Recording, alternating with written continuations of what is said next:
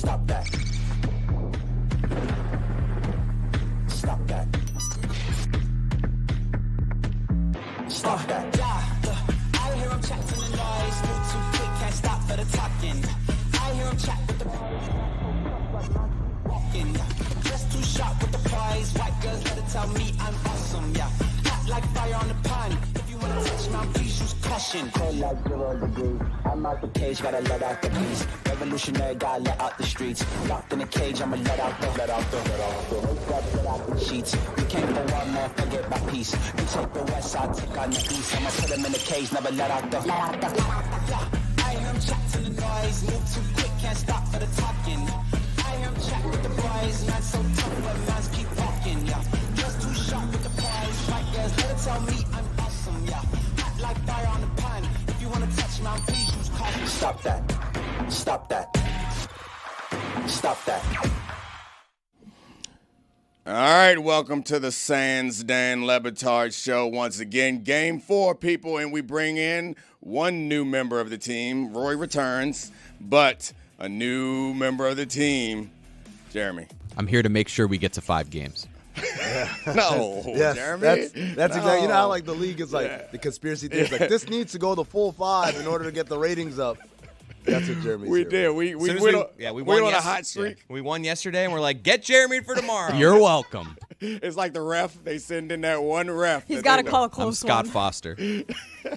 Way to go, Adam Silver, to try to stretch this game out. So that means you want to start with the Dodgers. Nah, we'll get to the Dodgers. We got Ja Morant gun stuff. We're going to do some Saudi wealth fund investment in sports. Charlie and I became gym bros yesterday. Amin thinks he's much cooler than me.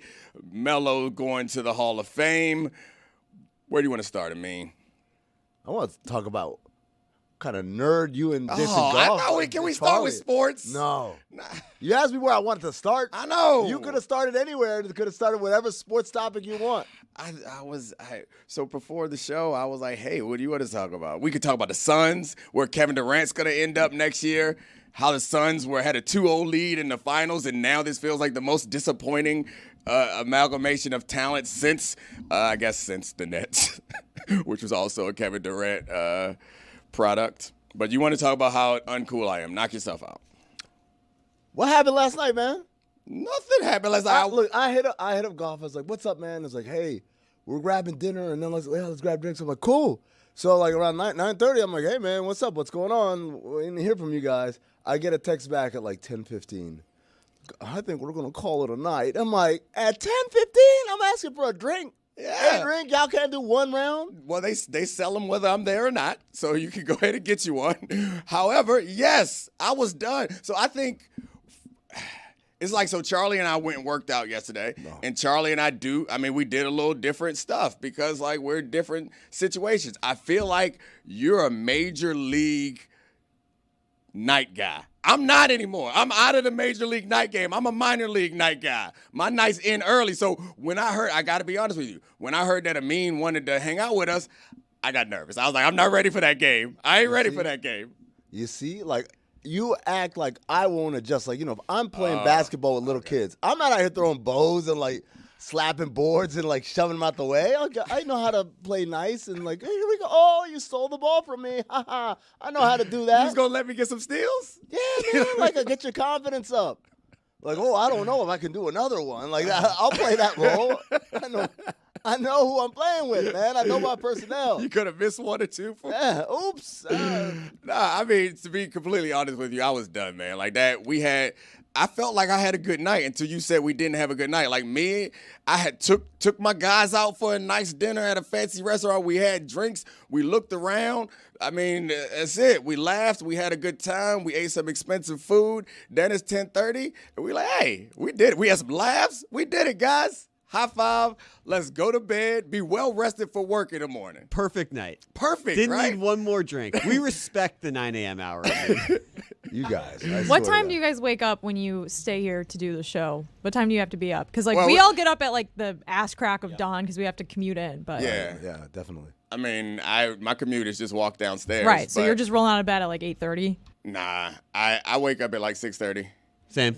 Just because it's just, I See, mean, I'm not going to a second location to drink if I'm getting up at 6:30. yeah. I mean, it's not an intention. I beat the alarm up normally because I set the alarm for 7 because I want to be down here by 7:30. That so, guy.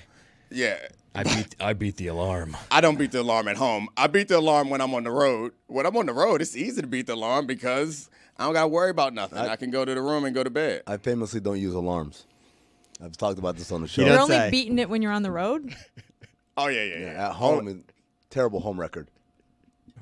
Only beat it on the road. Never use an alarm.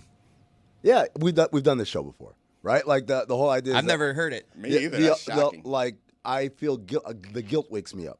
Yeah, which is why The guilt you wakes have me to. up. I've done it before where I have forgotten to put on an alarm, and then the guilt wakes. The problem is, I don't get good sleep. The guilt wakes me up an hour before, and Yeah. I'm like, do I grab my phone to set the alarm now? But that'll wake me all the way up. Now you're or do I active. go back to sleep? And then it's like, it's just nervous sleep. It's not good sleep. The only time guilt gets me is when I have like an early flight. If I have to catch an early flight, I'm like worried That's about not missing guilt. it. That's anxiety. Well, that's when I will wake up before my alarm. Like a normal work Do you day. feel guilty about making it to flights in the Well, morning? no, he was just saying he was using the Guilt, phrase the guilt of like, alarm. how dare you be asleep? And like, oh, I'm sorry, I'm up. And so to answer your question, 5:30 today, I was up. Like because like I'm like because I always wake up like, oh shit, it's 10:30, and no, it's 5:30, and I'm like, well, I'm up now. It kind of sounds like you're using a typewriter even though the word processor was invented. You know that you can have, because it sounds like the sleep is not restful if you're concerned the whole time about if I'm up in time. So why don't you just set an alarm and sleep till the alarm goes off? Well, first of all, I love that the peak of technology and advancement is the word processor for you. It's Put not. on It the was the poll, be- Juju. Do you know what a word processor is? It was just the best analogy I could think of as a Well said. Yeah, a word processor. It was just the best analogy I could come up with. So I guess I don't understand the reason for not setting an alarm when we have. Don't need it.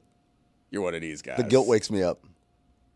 Like you're like, it's time to get up, start my day. I'm like, okay, the day has started. Like that's how I am. I wake up like that. Oh, it's like a shock. So you're like how Deion Sanders said, like a lion don't need to stretch. You just like, I don't need no assistance. You want me to warm up? I was made for this. I hop up ready to work because of guilt. I wish I didn't have to stretch, but yes, pretty much. Like I don't sleep a lot. I sleep like maybe like 4 to 5 hours a night. Do you take pride in this though? Because Yeah. I don't want to make it seem like I'm being judgmental, because I'm sure there are some like weird, unnecessary things just as a man that I take pride in that's ridiculous. But this seems like a ridiculous thing where it's like I could set an alarm and sleep more comfortably and restfully and get up, but you just like to be able to walk around and say, "Hey, you know what I don't do? I don't use no alarms. That's the type of motherfucker I am." Well, first of all, we're on air. Second of all, you're I making the muffled it. assumption. You muffled. You sound so well rested right now. I'm not gonna lie. Like this is Right? the most. You've had great energy all week, but right now you just sound rested. Yep. Sounds like you made the but right choice. Amin don't need that. I Amin don't. sounds great too. Yeah, because I'm not. You're making the assumption that I'm tired as a result, or it makes an impact on my day. But my energy level's fine. I don't drink coffee. I don't do any of these, like, I need my morning matcha, or I don't do any of that stuff. So you keep doing these voices, which I love suggests to them. me that suggests You're a to nerd. me that Yeah. no, not even that I'm a nerd. drink matcha. That you think that somehow this makes you like Iron Man. better or cooler or Iron something. Man. Iron Man. Dude, think about it. Someone who doesn't get hangovers, Okay. who doesn't sleep a lot, who doesn't need coffee. I am the dream. Who has never caught COVID? No, you're impressive. Like his Oh, ability what? to do the show What? after his ability to do the show after a red eye is wild. He Oh, does it on the almost reg. every week. On the reg, bro. They should take, like, he had honestly. COVID. He lives in Phoenix. That man got the bug. You never got it? Never got it. You got it. Never got You it. just ain't test. No, I never, let me put it this way. Obviously, if you're asymptomatic, you don't know whether you got it Yeah. or not, but I never had symptoms. Yeah, I was like you. I never had the symptoms, but I had to get tested for something. It was like, oh, damn. Got the bug. I got tested a bunch of Ooh, times. I had a vacation in the basement too. It was marvelous. I got it wasn't a regular testing. It wasn't like every week I got to go in for my COVID test. But the times I tested, I always tested negative. So I guess the thing that I wanted to circle in on is like this is one of those like stupidly masculine things where you take pride in something that's irrelevant. And is it irrelevant? It's 100% irrelevant. I don't know. Like the idea that I don't. Juju, put it on the poll. Would you like to never get hangovers, not need sleep, and not need coffee? Yes or no? If it's irrelevant, it'll come back 90% no, right? Maybe 80% no? If it's irrelevant.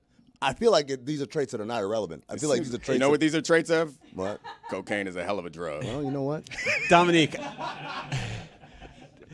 I think you deserve some credit here because you're bringing out the best of Amin by not getting the drink with him last night. Yeah. Yeah, What, take that. The best of me? Well, you're getting the best of me? The This best is- of me. You're at 100% this morning. You I'm at came 100% in every morning. firing. Nah.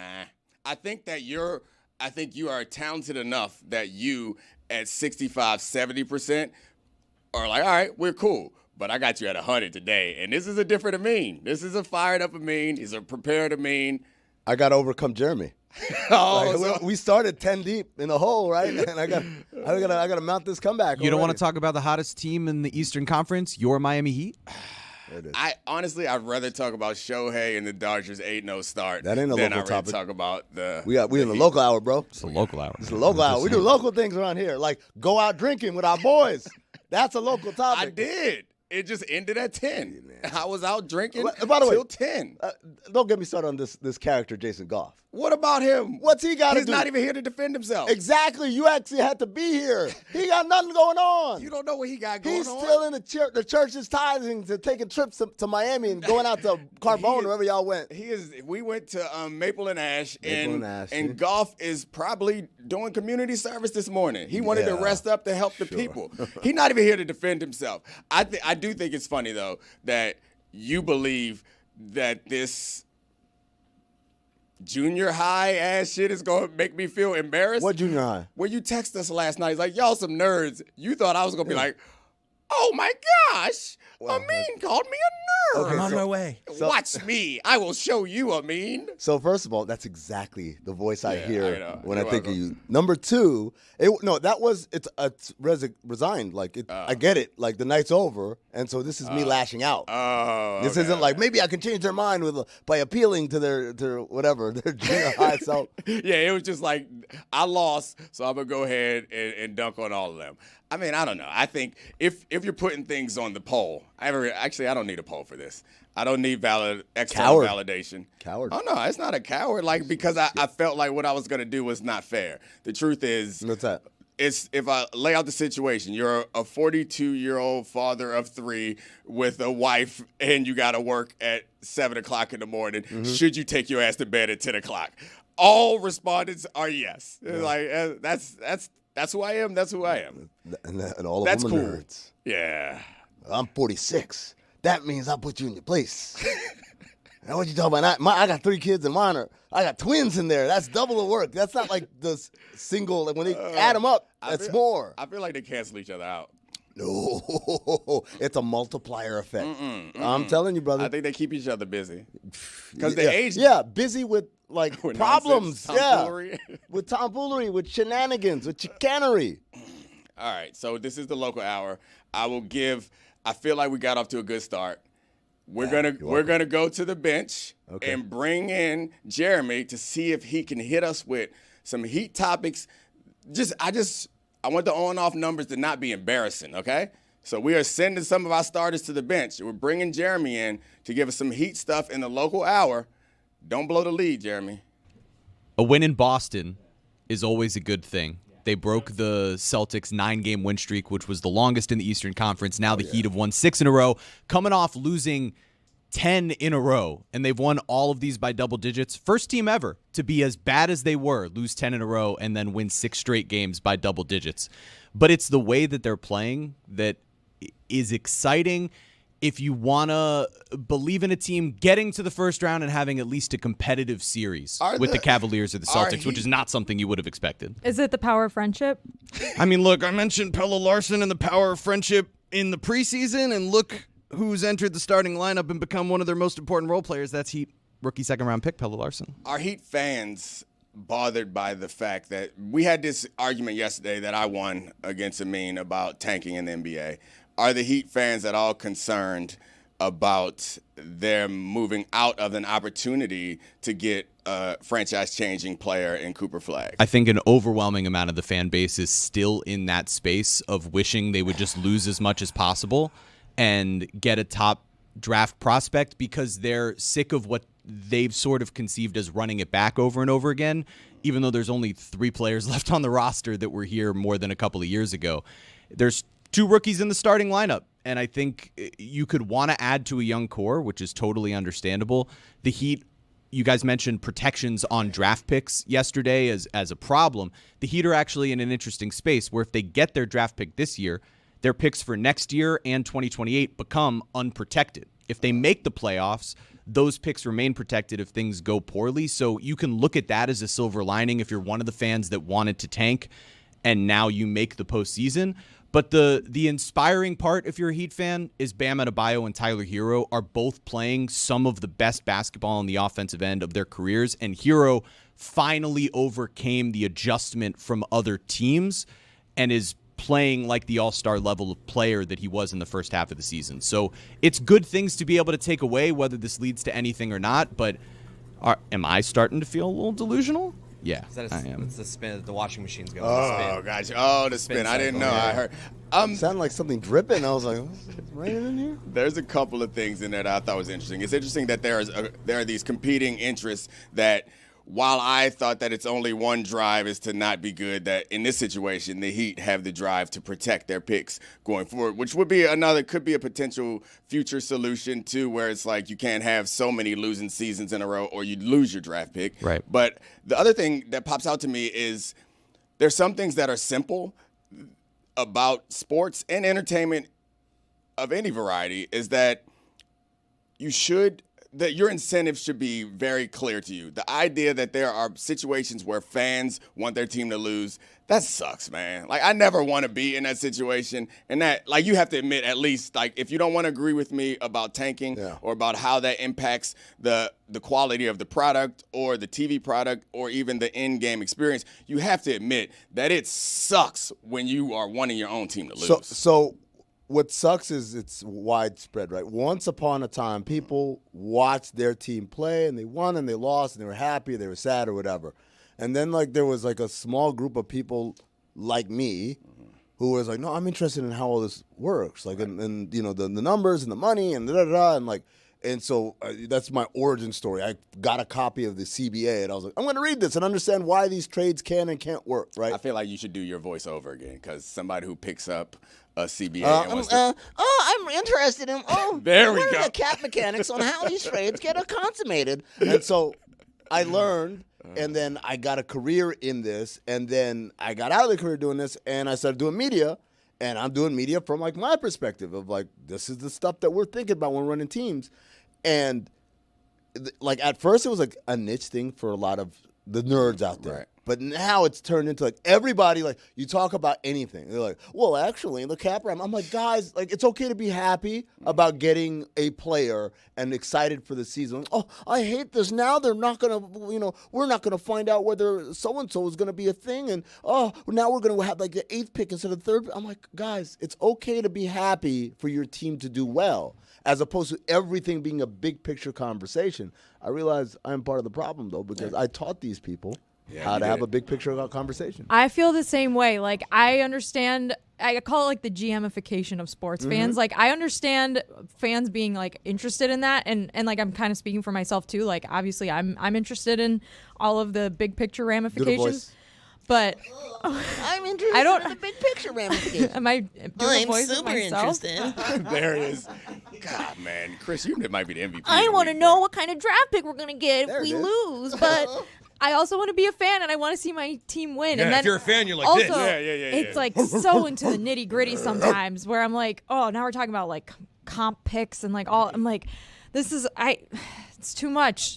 I'm not the GM. I don't need to know the dollars and cents, decimal points of how much cap space is left. Yeah. It's true. Aprons. It's why I'm crushed to see some fans on Twitter or Blue Sky upset about the fact that the Heat have won 6 in a row here. What are they doing? It's like, what are they doing? Why aren't they losing on purpose? Just lose the play-in game. And it's like, there's not only is there pride, but there's an entertainment value. You're not excited to go into Boston and punk the Celtics to where they're pulling their starters with 6 minutes left? That's an awesome feeling that you can get in the regular season. Like, that's right there for you, even in a season that's been disappointing. Also, Nah, like, LeBron's on the team.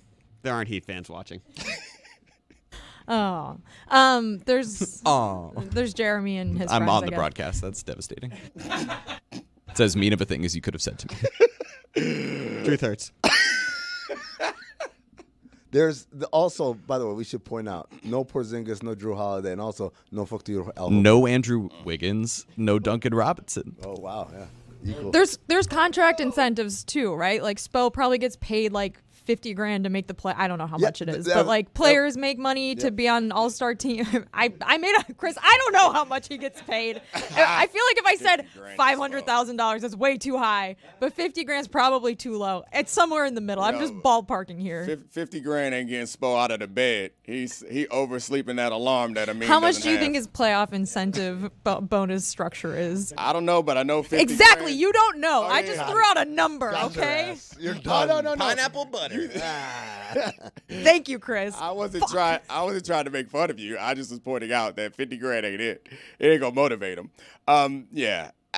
This to get back a little bit to the tanking of it all. I think that the NBA is in a situation where they have a league that is doing incredibly well right now financially, and it's only kind of a result of the product that they're putting on the floor.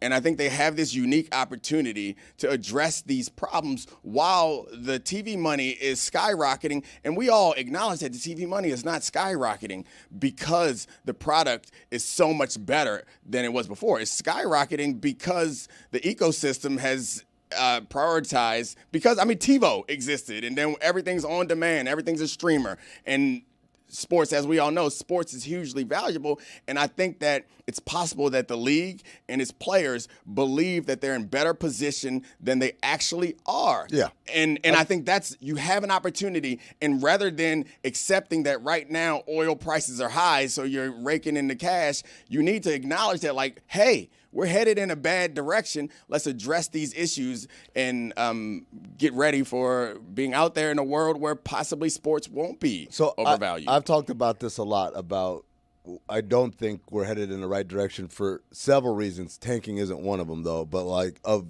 the way our game is perceived and the way we let our game be perceived by people, propagated by the ones that we entrust to sell our game, right?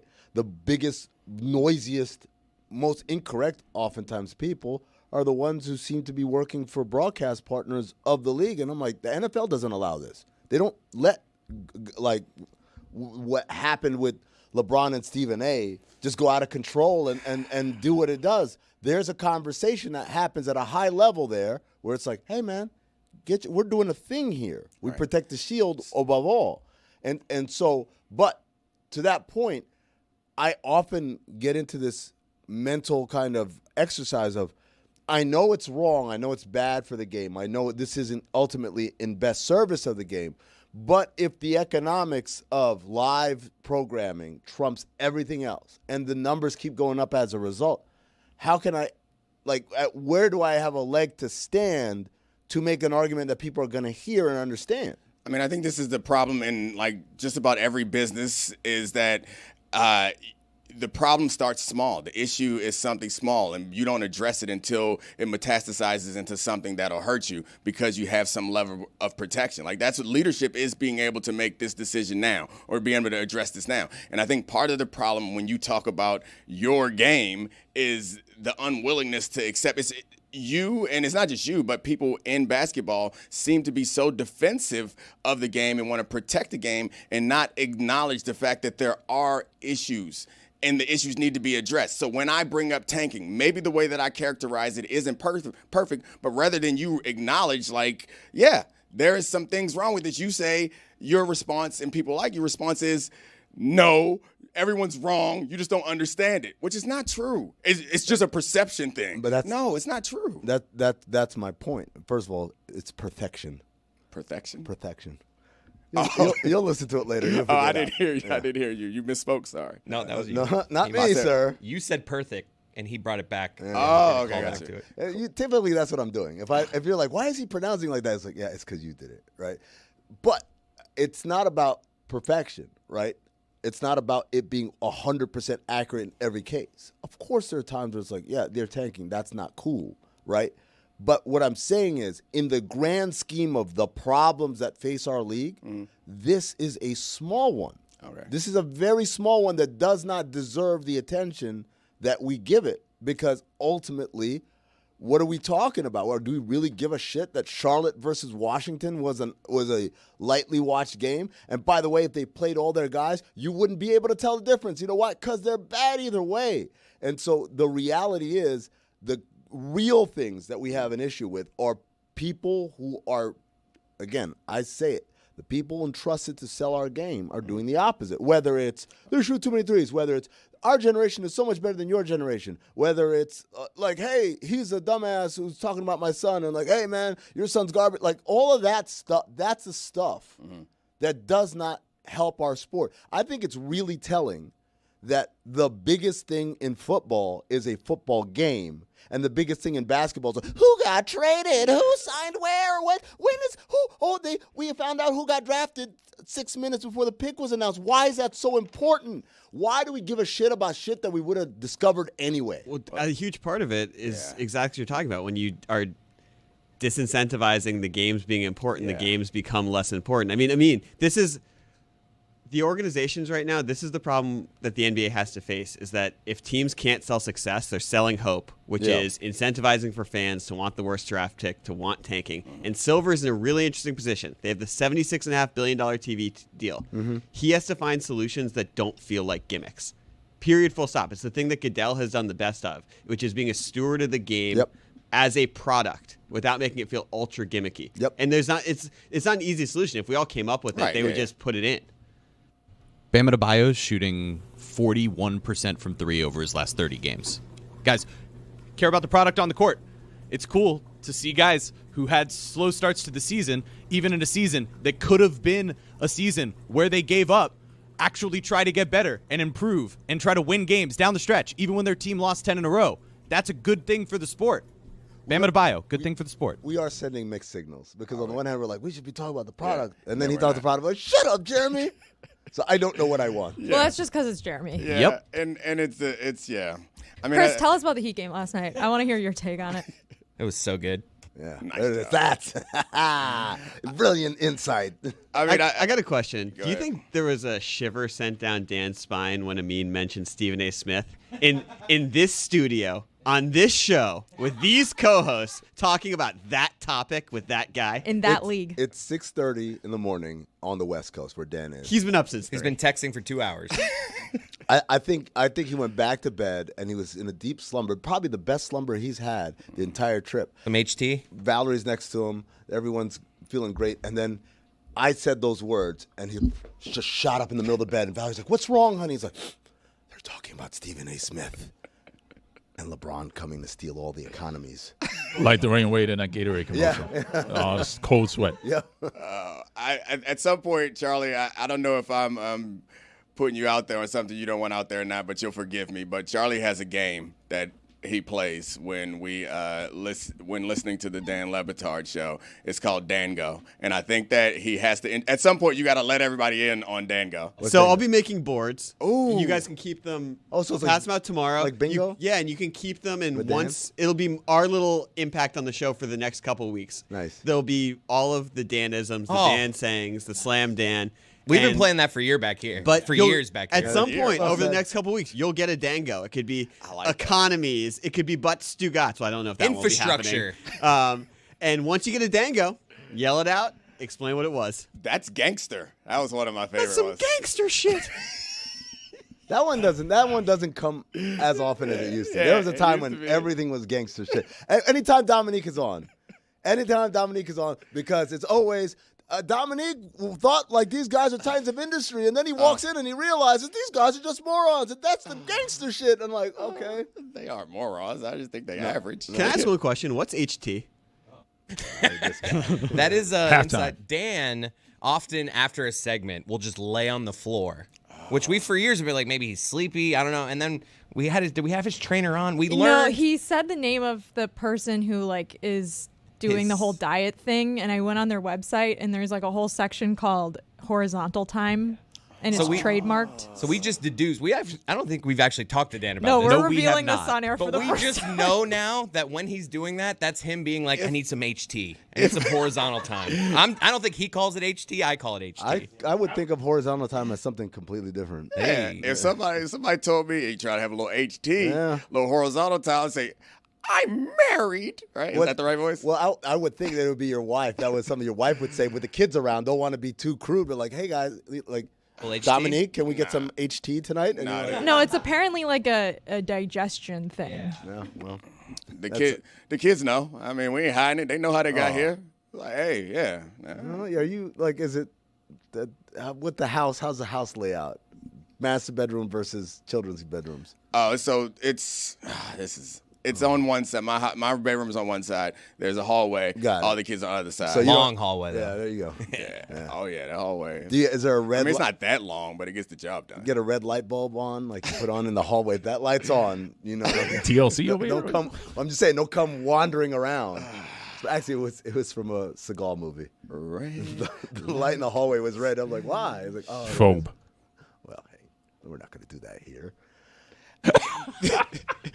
I would like to find out, though, what you would do because, and maybe I'm beating this dead horse, but if you are saying that the problem is the way that the game is presented, how do you address that as an issue other than make changes to the game? If it's about not the way the game's being presented, the way the game is being discussed, and how do you disentangle the fact that what I believe the reason why these transactions are so much more important in your game, as you call it, than my game in football. Like football, there are only 17 games. Maybe they're going to 18 games. The games matter so damn much. Sure. And that's why we care about the games. I think that the games in basketball have been devalued by the league and its players because there's so many games. There's the load management thing. There's the tanking thing, that all these off-season things become, or these transaction things become greatly important, right? But I think, I mean, it's not like we added games.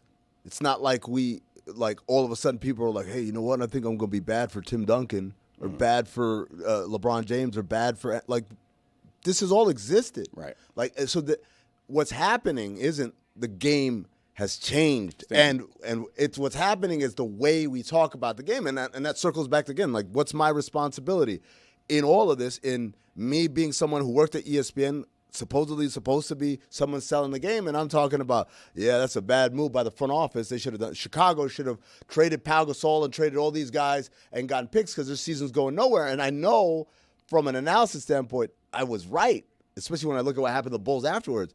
But the reality is, man, like, if I converted however many minds into thinking like that, I've actively hurt the game. Some things aren't meant to be told, I guess. Right. And I think that the issue I would say exists is the environment around. So you're right. A lot of these things are not new, but the environment around it has changed. And like with the 24-hour sports networks and now with all the YouTube, there's so much to fill.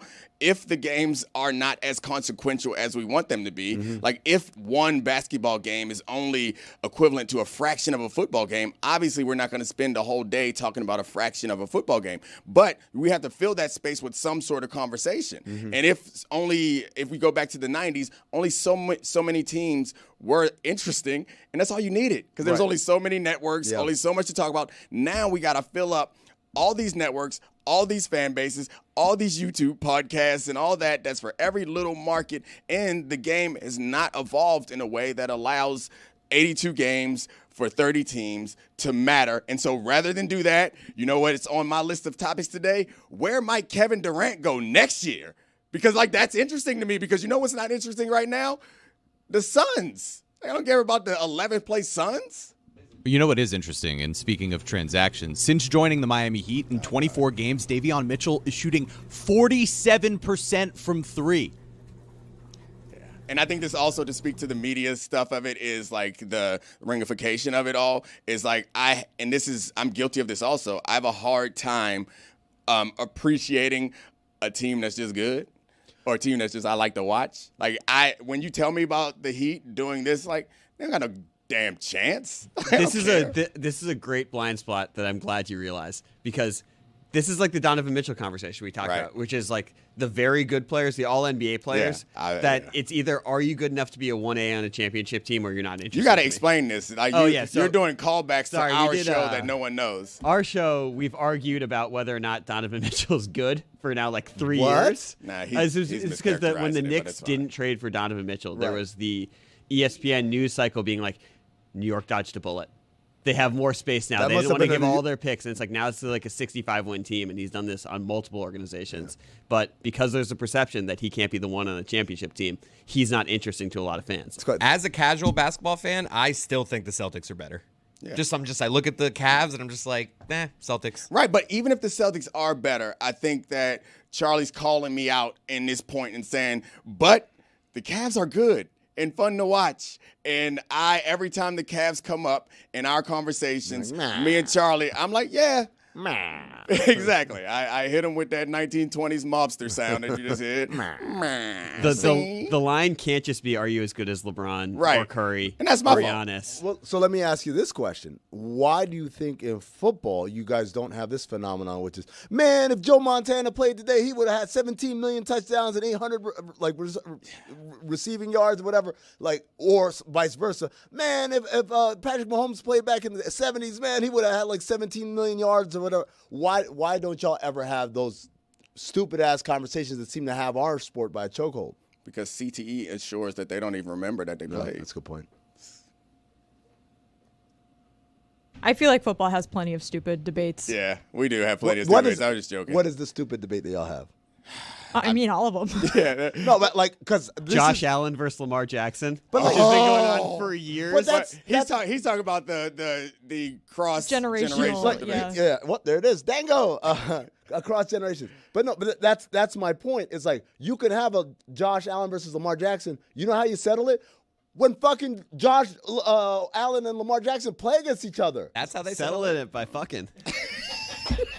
When.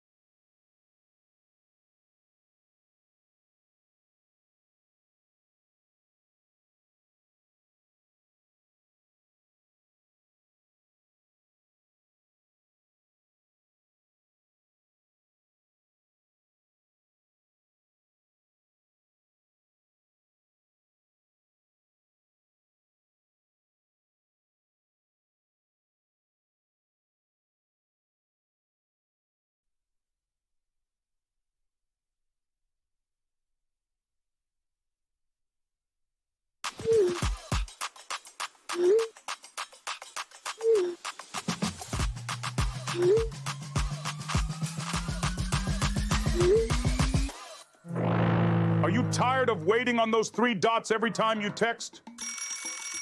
Hello, Casanova the Ghetto speaking. Hello? Still there? Only to get ghosted when you're just trying to reach out? Well, we've got a man who loves a long phone call. Hello? Hello? Hello? Not only that, he hobnobs with celebrities. Not now, LeBron. But he's always got time for you. Yes, Sirski. Hello? What do you need, my friend? My friend? What do you need, my friend? Hot gossip. Do you want to talk life? Do you need some advice? You want to talk basketball? Relationship advice? Say it with your chest, or get it off of your chest. You can get all that. All you need to do is call Juju now. Call Juju now at 650-585-8669, which spells Juju now. 650. Juju now. If you're in New Hampshire, call Juju now. In Minneapolis, call Juju now. On a plane, call Juju now. 650 Juju now. That's the number. Call now. Call with your questions. Call with your takes. You want to phone a friend? Well, guess what? I can be that friend. Hello? Hello? What are you waiting for, man? What are you waiting for, woman? What are you waiting for, family dog? Call right now.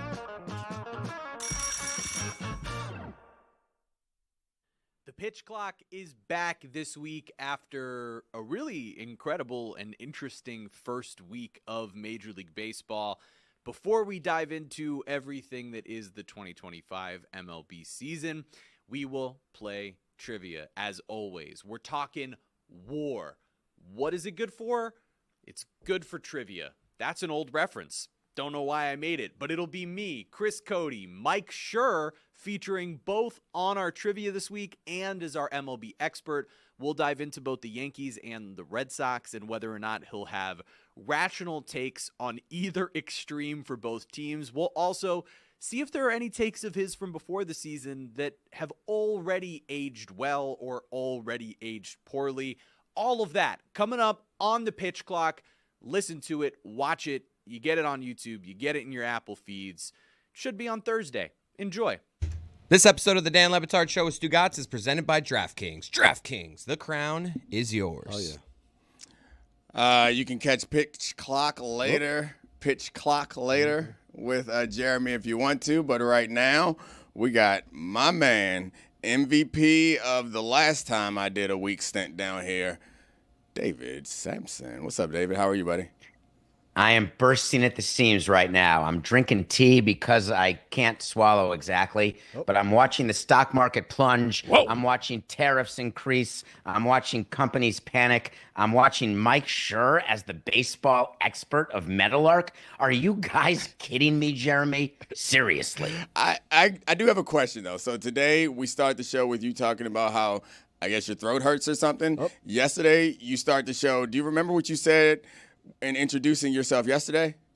You said something about your bottom being clean. My bottom is fresh. What does that mean? You took a shower? Today's bursting at the seams. So at the end of, I'll tell you, you know, Dominique, I have no secrets from you. I do nothing personal live from 8 to 8:50 a.m. And during the course of the show, I build up sweat because I'm sitting and talking. So what I do in between shows is I freshen up.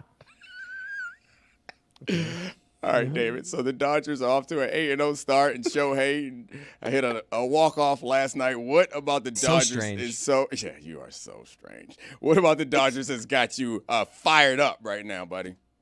I'm fired up that their fans are so ridiculous that they waited online for a bobblehead that was being given away to all fans in attendance. What happened there? Why do you have to wait in line? Why do you hate fans? That's awesome. Like, they're excited. They're excited. What? But do they have that much time on their hands that they're happy to stand in line? You know, listen, if you're the Marlins and you only give away 5,000 bobbleheads, because that's the most sponsorship you can get, and you know you're going to have a turnstile of 10,000, that means 5,000 people aren't going to get it. And here's a funny little side note. We don't actually give away all 5,000. Right. We keep a pallet for ourselves and our employees and the player, and to give away if there's customer complaints, but nobody ever counts that. But if you give to every fan, why wait online? So you're mad that fans are actually coming to the stadium on time. This is a shock to He you. just can't fathom it. It's amazing. They're not on time. They were early. Okay. And they were doing it because the Dodgers previously, there were not enough Ohtani bobbleheads for everyone. And the Japanese sponsors said, we don't want unhappy customers. We want to pay for bobbleheads for everyone. Don't you think it should have been communicated that you don't need to wait online? I think that you, like sometimes something happens and then people have a genuine reaction to the thing that's happening. That reaction could be positive or negative. I believe that you wake up in search of things to be mad about. They are so good. There's a baseball team that is so good that has a player who's so popular that the fans show up early and wait in line. And somehow I give you an opportunity to talk about how awesome this team is, how they're 8-0 and they could possibly surpass 13-0 for the first time since, I guess, 2023, which would be incredible. What does that matter? No, it's a. What do you mean? What does it matter? No, if you're going to talk Dodgers 8-0, you should be saying to yourself, can they catch Seattle? That's really the intrigue. And the fact is they only have a half-game lead on the Padres, or that the NL West has only lost 3 games outside of the Rockies who don't count. What a tough division. What an exciting division. But how despondent would you be to be 8-0 and only have a half-game lead? It really is something. But can a team catch 116 wins when their over-under on DraftKings was 103.5? Is there a way to check what the current over-under is on DraftKings? Yeah, it's called. Does the going to win DraftKings total Sportsbook. change? Obviously, when you're 8-0, I assume the win total for the season changes.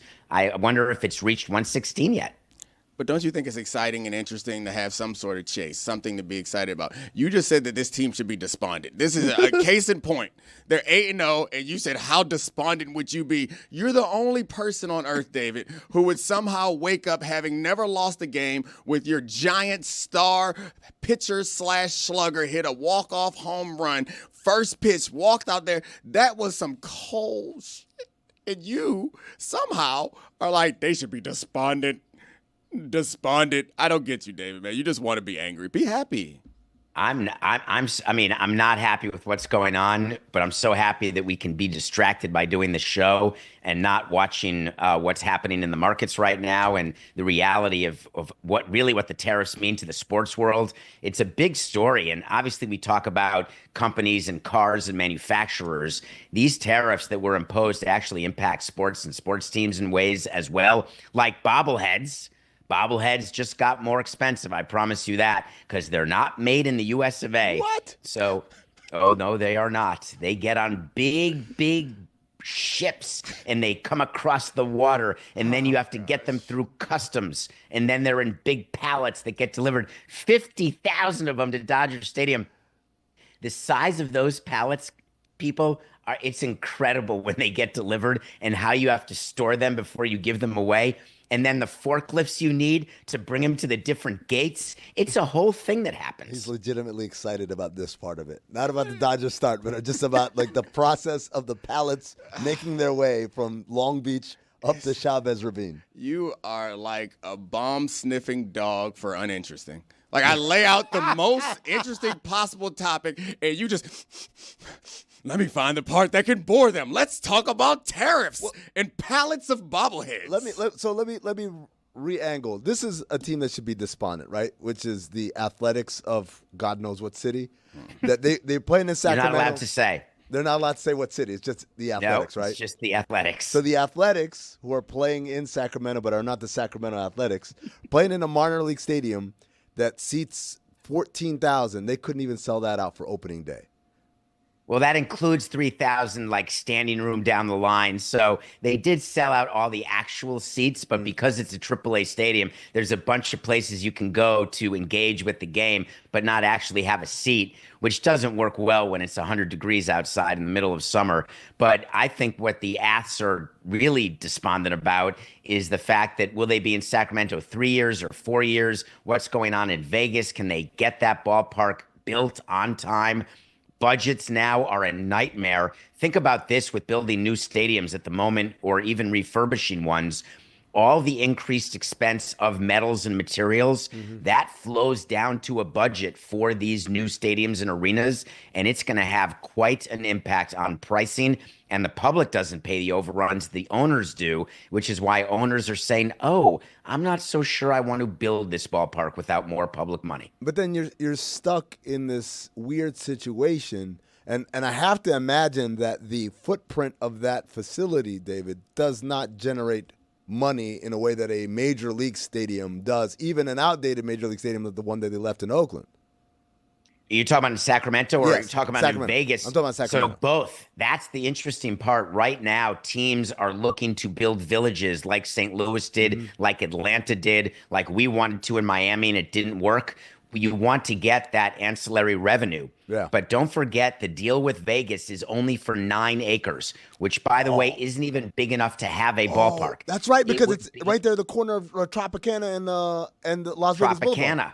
It's right down there. Yeah. There's no room. Yeah, it's and small. so all of the ancillary development goes to the going bankrupt Bally's company, not to John Fisher and the Afts. So the whole deal is problematic in that regard. And for Sacramento, how do you make an investment when you're in a temporary city? Are you going to build a village around a AAA park? And then when the village is open and ready for business, you're already gone from Sacramento? That doesn't make sense. So you're just going to end up with nothing. Okay, I just realized that I, too, am a bomb-sniffing dog for uninteresting topics. I saw everyone check out on this conversation. That me and David are excited to talk about this. I'm like, geez, let's talk about the tariffs again. What the hell's the Aths? I'll remove myself. All right. I mean, I know what he's talking about, but who says that?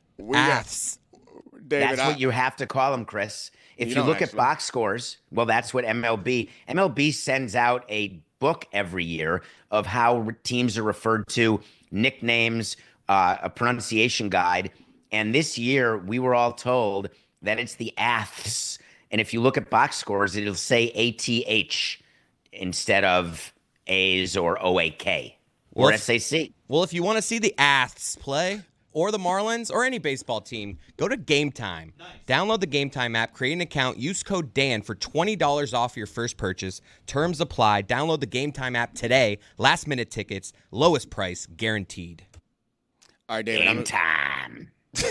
Thank you, David.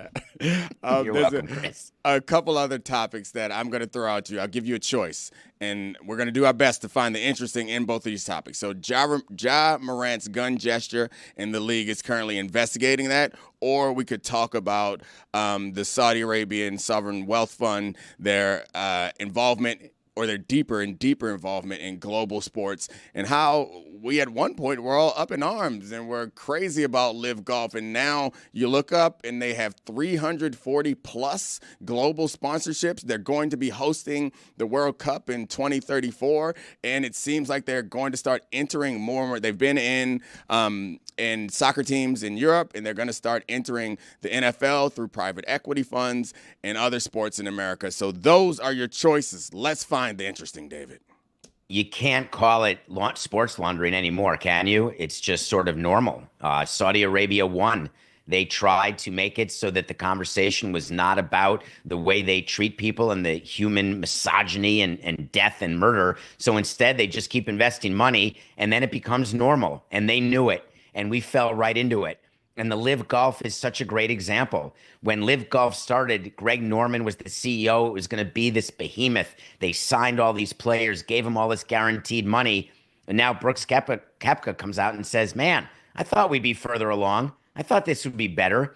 And then the new CEO comes out and says, I don't know what anyone's talking about. We're doing great. We don't need the PGA because we've got Saudi money and we've got the world. We don't have the U.S., but the U.S., that's like FIFA saying, man, I wish the U.S. were better. They don't really need it.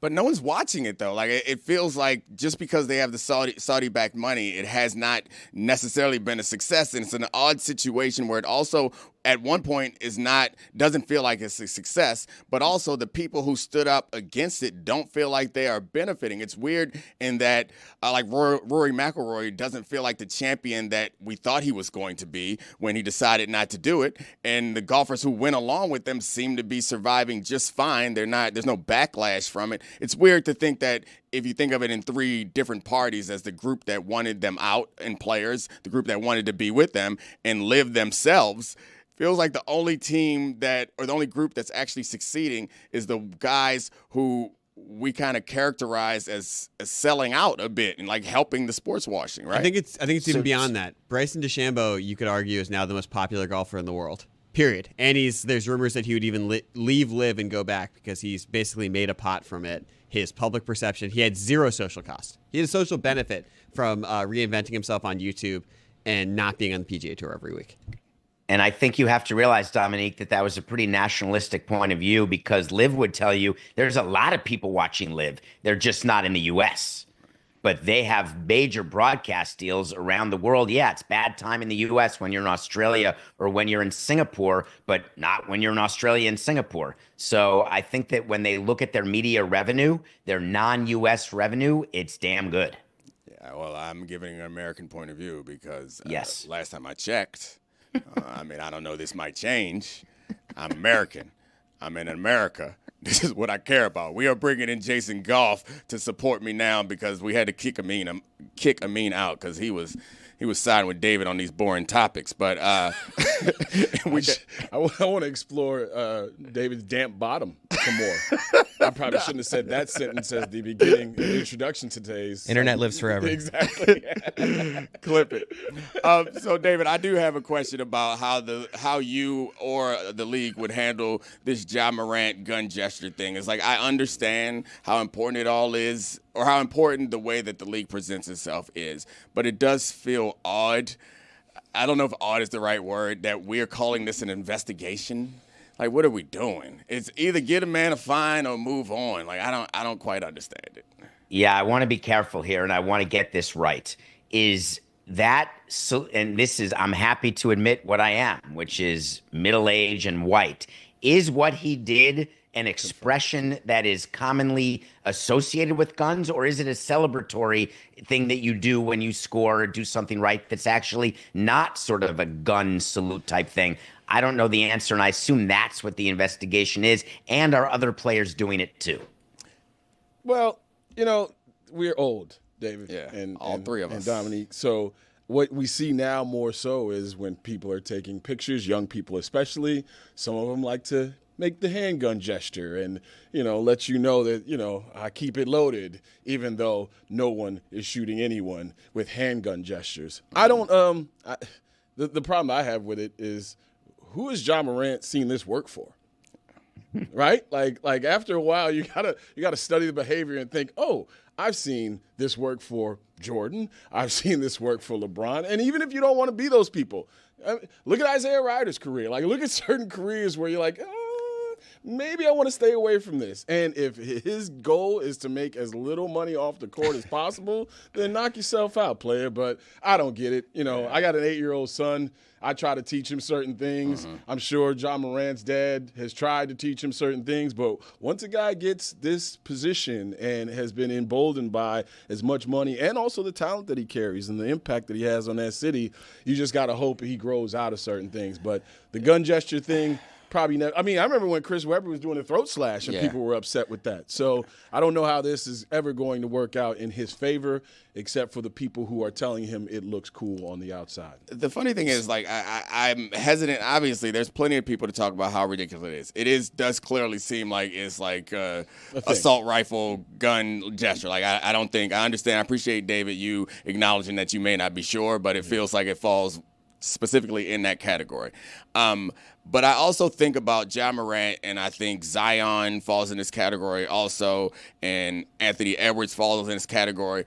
I complain often about the early professionalization of youth sports and how we get kind of all these athletes who are trained to be boring, robots, and uninteresting, and they play that way and they act that way. And Ja Morant's not one of those guys.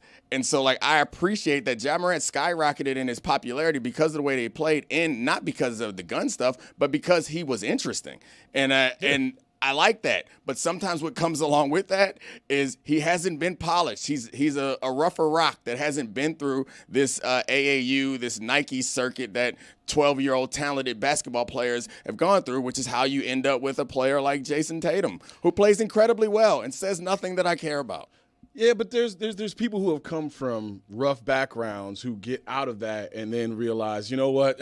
Not only do I not want to go back, I don't want to even, like, for instance, Isaiah Thomas. You know where Isaiah Thomas is from? Absolutely. Exactly. Yeah. And Isaiah Thomas. The original. For whatever, the original Isaiah Thomas. For whatever reason, you make it to Detroit, you make it to the University of Indiana, and you say, you know what? This is what I'm going to focus on. Basketball is key. And then you run into the bad boy image and all this other stuff. But at some point, like with LaMelo Ball, like Ja Morant, like Zion Williamson, extremely gifted, talented dudes, but at what point do you say to yourself, this is hindering the progress of whatever I'm trying to accomplish? Because, in the end, you can't have it as a league. There's certain things you just can't have. And on top of it, especially in this league, where the little hint of violence might sway certain people who have marketing dollars. So who's in Ja's ear, would you say? Is it his agent, his parents, his sponsors, his friends, his family? And the question is, are they in his ear from a business standpoint saying, hey, be you, be unapologetically you. It's not going to cost you $1. Or are they saying, listen here, you have an opportunity to really have a problem because he already lost out on the full max deal that he could get because of the issues he had. So is someone actually helping him? That's what the agent is supposed to be for. I'm not sure that anyone's in his ear at this point. Like it feels like the people believe that he ran the coach out. Like he has all the power that he needs in an organization right now. And I think that to push back on something that you said a little bit ago, I don't even necessarily think that it has to do with where the player came from as much as these things are kind of pop culture things that are gestures. Like you'll see guys hit a three and shoot the three guns where it doesn't matter where they come from. I think that's the question, and how close the NBA wants to be aligned to those things. Obviously they don't. Whether they want to be well, they don't want the players to be aligned with it, but obviously where people that invest in the NBA put their money seems to not really matter what they support. Absolutely. So, yeah, I guess I don't know. The thing that jumped out to me about this is that they're doing an investigation. I don't think you need an investigation. No. What's the fine for doing gun gestures? Get that man the fine. Unless you plan on suspending him because of his history, this feels odd to me. I think this was also something that came up at the NFL meetings this week in regards to, like, gun gesture celebrations and things like that. Like, it's something that got flagged a lot last year in college football and in the NFL, and something that, like, all of the leagues seem that they're trying to crack down on right now. So it's not just happening with when 75% of the participants are playing Call of Duty, especially on a day like today when Verdansk Mac has dropped back in our lives. I mean, there's a relationship that is weird there where you remember when Kobe was a part of the Call of Duty commercials back in the day. Like there's this, hey, this is the culture, this is what we breed in this country in terms of loving guns and making sure that your rights aren't being infringed upon.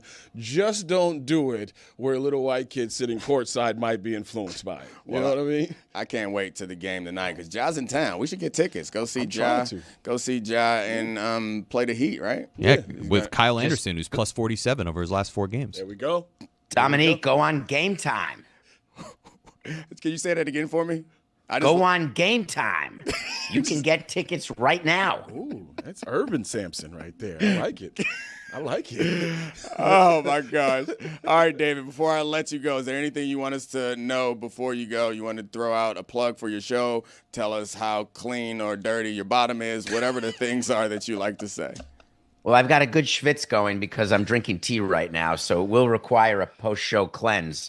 But I will say that I appreciate you helping and having me and paying attention to nothing personal. But I leave you with this. Okay, leave it. The Dodgers are 8-0. The Braves are 0-7. The likelihood that either one of them will win or lose 116 games continues to be low. Low, likely never to happen. Therefore, when you're feeling so good about something and conversely you're feeling so bad about something, just know that feeling is what gives you the frame of reference when things get better. Words to live on.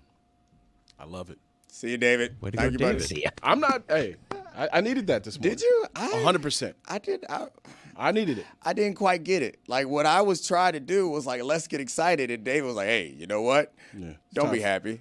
Don't be happy. It's dark out there. Like, what I need, like, if I time were, from a passage from David's Red Book. I was saying, like, look, I'm not a big baseball guy, but Shohei got my attention. Of course. The Dodgers may be chasing 116. That'll get my attention. I care about it. The guy who we bring on this show who's supposed to be the big baseball guy is like, you know what? That's never going to happen. They're not going to win 116 games. And they lined up for the Shohei bobbleheads. What trash is it? That's not what I was looking He's for. a realist. You want pie in the sky. You want all things, seashells and balloons. It's not like that. And the moment that you get out of that world and get back into the reality of David Samson and the great people here at the Dan Le Batard Show, You're such a sweetheart, man. I'm just being honest. I said, we're looking at the greatest team of all time. We're not, and he though. said, don't get too happy. Calm yourself down. We He quite tried to let possibly you know are. you don't know this sport the way he does. We quite possibly He are. ushered you in. He is your baseball Sherpa taking you to that mountaintop, and you're flailing, wanting bobbleheads and toys and all the the accoutrement. That's not what it goes. I like with this. accoutrement. Sometimes. Now that you're here and Amin's gone. He tried to Show's roast. a lot more handsome. It is, dude. It got handsome. A lot more handsome. It got to be honest handsome. with you. We have to have you BMI has changed on the show a little bit, but show's a lot more handsome. We got to get Amin in here with you and Roy. We got to set a new record. wait a minute. Yesterday we set the record. We had an all-black main room. Roy missed the blackest show in show history. But Roy wasn't here. I'm here now. He gave you a little something at the end there, too, a little baritone. A little bass in my voice. They said it in the chest. The first episode of the Black McAfee show here. Who's going to wear the tank top? I'm here now. Oh, man, I volunteer. Let's pull off a mullet. You can pull off a mullet, Roy? I'm in. I've been following Roy I guess forever. I'll leave. No. We need you, Jess. No. You make things, Better. palatable. Oh on yeah, this show. balanced Exactly. for sure. I actually looked up yesterday. We were talking about Denny's because you and I both had not been to many Denny's. No Denny's in the city of Chicago, That's why. but a few in Chicagoland. You were right. Well, I try to stay away from the suburbs. I try to. I'm a little. I've never had a moons over my hammy. Well, Cody mentioned it, and I was like, uh-oh. There's another thing on this show that I don't know the reference to. Damn good sandwich. It's just a ham sandwich. It's like a egg and cheese and ham. It's like their version of a ham, egg, and cheese sandwich. I can called go Moons to Over My Hammy. anywhere in Pilsen. I can go to anywhere in Humboldt Park, the areas that are close to me, and get an actual one with more quality control than Denny's. Shout out to Denny's. I don't know if they're a sponsor, so I don't want to go Man, crazy. You're good. This is a two Americas thing. I thought everyone knew about the Moons Over My Hammy. I've never heard of it. This is crazy. So to me. is Is it Denny's Denny's like sandwich? an after party kind I haven't of been. vibe? Yeah, Denny's is like 2 a.m. back in the day. Oh yeah, we got greasy spoons. You know what I mean? And you can't That's where get Amin shot is at now. a Denny's. I like to go somewhere where there's a little bit of danger. I would go to IHOP, but not Denny's. Yeah, IHOP. Yeah. Yeah, I have been to IHOP. Last time I was at IHOP, I was a kid, and then we dined in ditch, unfortunately. Ooh. Wow. Yeah, which is always the uncomfortable, like who's going to be the last person at the seat kind of vibe. I think enough time's passed. I think you're good. Yeah, statute of limitations. They You come know, get me down here. IHOP man. puts pancake batter in their omelets to make them like fluffier. Yo, the front door. Jess, this is the oracle. Like there's information that I get from Jess that I didn't know I needed. Cody, Jess, you got Bam Adebayo stats back there for Jeremy. So And what's my name? You don't need. He to just know. said it. You tried real hard. Tried real hard. No, he You were was just he was hesitation. looking I for knew the pause. Bam. That He pause was was looking the for- same that's as insecurity. that pause was No, the same. No. When people read me right, they read me right. I got it. It's all right. So what I usually do. He was so smooth on everything else, found and it. I knew it. The hesitation. It was But the what same I- as what I night guy when usually you were do trying is- not to say drinker. I try to whisper the words that I don't know or don't know how to pronounce or names that I don't know. So my guy, I was gonna go with Bam Jackie. Adebayo. Yeah, I was gonna go with Jackie. I was gonna go Jackie. real Oh, small. yeah, You know what I mean? You look like a Jackie. You give Jackie. Jackie? Yeah, for sure. Yeah. Yeah, you go outside. Hey, that's my man Jackie. That's fly. Just That's the a fly jacket. name. No, it's a fly name. I'll take Jackie. Yeah, He looks like he's always got some mid on him. You know what I mean? Yeah, I'm down. Jackie with the mid. Jackie with the mid. Yeah, you look like Jackie with the mid. He's got his nice overshirt on. You know what I mean? I like the He's a vibe. shacket bro. Right. For sure. Shacket bro, for sure. Oh, that's what it's called. I thought it was an overshirt. Nah, it's See? a shacket. Jess, where were you when I needed your guidance just I'm now? sorry. I was gonna say Jeremy's thing now is that Dan started to rebrand. Whose thing? Jeremy's. Who's that? Jackie with This the is mid? this is Jeremy. Yeah, that's Oh, I thought you were talking Cachet. about Jackie. Okay. Jackie. So Dan Jackie like with the rebranded mid. himself maybe like a year ago and started yeah, I remember wearing that. Overshirts? more like business What I wear. casual, and now they dress like identically. Oh, he stole your style. Yeah, is he what did you're saying, completely. Jamie. A lot So of like the whoever shacket his thing is a stylist Dan is. thing too. A lot of olive green. But I Lot of have green. to Go wrong. I have to Can't go wrong. approve the new Dan style. Because, I mean, if you're copying Jeremy, you're doing all right. Jeremy dresses well for around here. Like, For around here. No, that's the accurate What way. is that Very supposed to mean? low. The bar's low, but I'll take it. No. It means, I don't need to hide. It means exactly what I said it was. Oh, okay. That's right. Y'all, y'all dress like 90s cartoon characters. It's like a kid, like we at recess. Everybody dressed like they at Hey recess. Arnold. Yeah, that's it. Y'all dress like a bunch of Hey Arnolds, which is fine. It's true. They have like uniforms. Like Yeah. Chris wears the Exactly, same shorts right. and the same Seven shirt every shirts. single day. Yeah, and I think we're going to stumble on an HR problem here soon, to be honest and with you. and I We want don't have what that. is Don't that? worry. You're right, my bad. Jess come in here looking looking nice and put together like she $1,000,000. like Good she catch going to there. a Good job. catch there, Dominique. Yeah, that was kind the of like catch? the Keep Jeremy saving a name view. just now. Yeah. I was gonna say fly, but then I was like, Like I said, I you just gotta want be to say careful. nice. She's professional. She look like she's there's going to different work. pressure on women Yeah, than there are obviously. on men when in front of a camera, behind a microphone. Being a I saw douche, you guys getting touched up with makeup. I didn't yeah. know that. I come in here with you wearing all shining. my stress. Well, You I've know gone what I a mean? long way. The first time I came down here, the lighting in this room wasn't for us. Still not for us.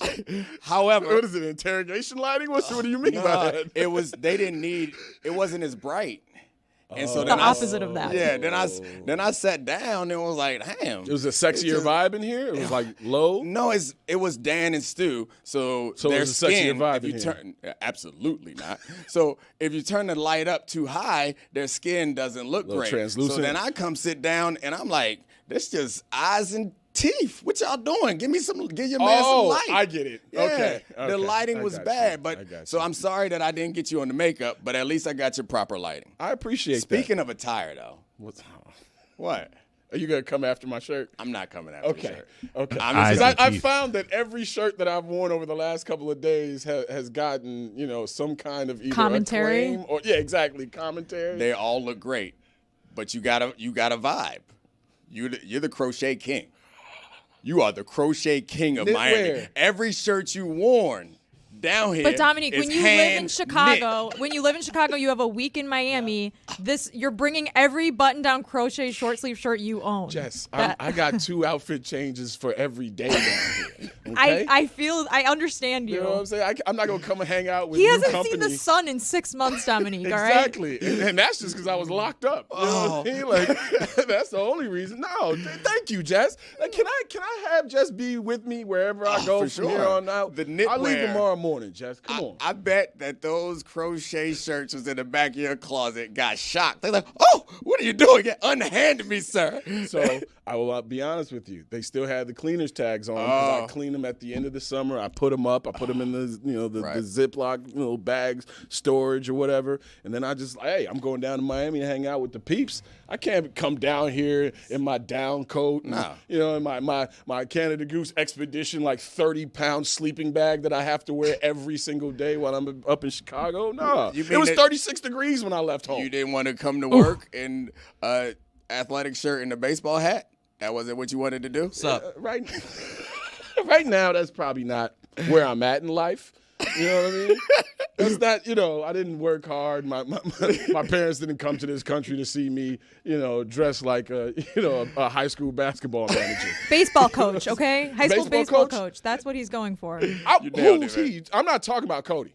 Dominique throwing a lot we're of not? shade for plain shirt guy and shorts. I was gonna say, these aren't shorts, baby. These are pants. There's a lot of jealousy here. Dominique did not pack his own suitcase. Oh, of course not. And you packed it for him, Charlie? No, I think he wants a little bit more crochet. Charlie want that credit, right? We're like, Yeah, he hey, does. damn it, enough now. Enough. I picked out good outfits for him. He looks good. Roy. He turns him around as soon as he walks out the hotel room. No, back in with that. It's a totally normal outfit. Find a new slant. We're going to the beach. Where are your trunks? We've come a long way with Charlie's attire. Because Charlie used to, when he first became the co-host of my show, he was just the producer at first and then became the co-host. And he kept dressing like a producer. And I was like, man, show the audience some respect. Show the audience some respect. Collars are for dogs. He would say things like collars are for dogs. That's crazy. I have something like, well, not similar to that, but something that I tell my son, like belts are for winners. There we you go. see people There who you walk go. around without belts. I'm like, we're not having that. We're not having that. Put on a belt or get fat enough that your clothes sit on your hips the way Right. mine do. I don't have to bring a belt. You know what I mean? I've never, that belts is for winners reminded me, like I've never met Charlie's dad, but I love him. Because he tells me the things that his dad says. What was the thing about the marathon runner that your dad uses all the time? You can always pick up the pace. Yeah. The story of Bill Rogers of the 1980 Boston Marathon where he ran the last 5 miles like 4:30 pace. Anytime I'm dragging ass, Bill Rogers, you can always pick up the pace, is just yelled at me. That's awesome, man. Nothing like a dad not allowing for vulnerability and comfort. You know? Hey, That's how we you're right. forge You good can always- men in this world. Let me tell you this other thing, and Charlie's dad might be mad at me even though I haven't met him, that Charlie told me that I can't let go of it. Makes me so happy. Charlie, could you please? I'm going to tell it wrong, As so please tell the after story. you booting a few ground balls. So first of all, Charlie's dad was a good athlete. And I'm not. Charlie's older brother is Good a athlete. college tennis player. Like, they're a family of pretty good athletes. And Charlie's a younger brother, and Charlie's playing baseball, and his dad says this. Just booting a few ground balls and you just disgust. Be an athlete one time. Oh, wow. Oh, damn, man. Oh, my God. Did you hear the trauma? It stuck with you. Yeah. Meanwhile, Chris's Spoiler dad alert, is I like, did not. hee-haw 3. Hey, that's a lot better than missing. Well, actually making a layup on your own basket and your father walking out of the game. Oh. Yeah, my dad came to one game when I was in junior high, and I was so excited, and I wasn't paying attention to what was going on in the court. I'm like, why is no one guarding me? I laid the basketball up, and all of a sudden, everyone exploded, and I just saw my father get up and walk out the door. I love dad trauma talk. Oh, yeah. What a It morning. makes us the men that we are. You know, it makes us overcompensate in our parenting. It I feel helps like us I have cry to, alone. I have to add something to this because I feel left out. But Yeah, dad trauma. Let's go around the room. the first thing that came to my mind was probably the opposite way. So I'm 10 years old, I think, playing Pop Warner football, and I come to the sideline after the game. We're riding home, and my dad's like, "That one play, like I thought you could have cut back that way." And I looked at my dad and was like, "You're not out there."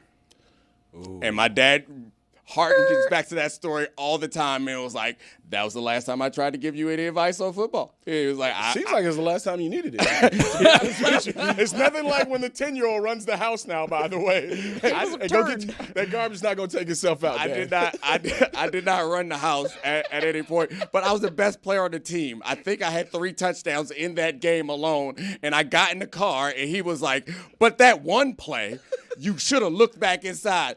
You're not out there, Dad. You were like the football player that was so good you had to play like running back, wide receiver, corner. He told us he played nose guard last night. I only played nose guard for one game, and they never put me back at it. They got like 8 sacks. When you play like Pop Warner football, there's weight ranges. And so, like, obviously, if you're the same weight as me, I'm going to be a better athlete. They put me at nose guard, and the other team couldn't get a playoff because it was like, what are you going to do? Dominique the Diva was born in that car. It was not. That didn't happen until I got back from my first time home after college and being in a real weight program. And my dad was like, "Oh, you got a little weight. You think you something, huh? A little weight?" Yeah. We had to get the wall replastered because I picked his little ass up and put him into the wall. But that was it. We were getting to the domestic. No, it was like playful. Portions It was playful It was a wrestling. playful driving into the Yeah, wall. super playful. It was. Sometimes you just got to power bomb your Y'all dad. never like Sid wrestled Vicious. before? I love my dad. He was great. He took So it you well have mom too. trauma then. You could have made that cut. Same, though. honestly. I agree, Hey, Cody. Chris. I agree. You weren't out there, man. You wasn't out there. Northwood Rams was fast. Chris's trauma is he saw his dad's feet one time. Oh. That toenail. That's always an Sticks awful, with me. Awful Nightmare. situation. They were a feeder. What is it with dads not wanting to ever take care of Wild. their feet? It's wild. Ever. You tell us. Ever. Let's ask the dads. No, in the I mean room. I get pedicures I don't. every 10 days or so. It has inspired me. Every 10 days is not. You're an I- inspiration. I do like That's a lot I of do money, man. every couple months, but it's because I'm like I am not gonna let my feet get to that. Yeah. Yeah. I think so. I remember my dad would say anytime we make fun of his feet, it's working man's feet. It's an ego masculinity thing. How many times you get a pedicure a week, Jackie? 2-3 times a week? Yeah, it's like every other day. Chris is out here trying to break the cycle. He's like, I'm not gonna have my dad's toenails. I'm not gonna do Hey it. man, stick to what you believe in. I don't see anything wrong with There it is. Oh, God. God so damn terrible. A troll? Yikes. What is that? That's That's a fungus. human foot, No, actually. it's not. I don't believe Get that. it off the It's screen. a velociraptor. It's a Lord of the Rings character. It's like in That kinda Jurassic thing. Park, the nail that's like clapping on the floor. You see the water trembling. Get it off the screen. That's He's tough. deep frying a turkey there. My God, he's That deep foot- frying his that- ankle is what he's doing. That foot cannot Good be veins, connected though. to Good a veins. man. Solid vein. Good vein. Yeah. If he's ever got problems, getting an IV, you can go right to the feet right there. Strong Scouting veins it. in that. Yeah. If you show me that picture, I would not say Greg. I would. There would be some like you mentioned. That's Like White Shack. whack. Good.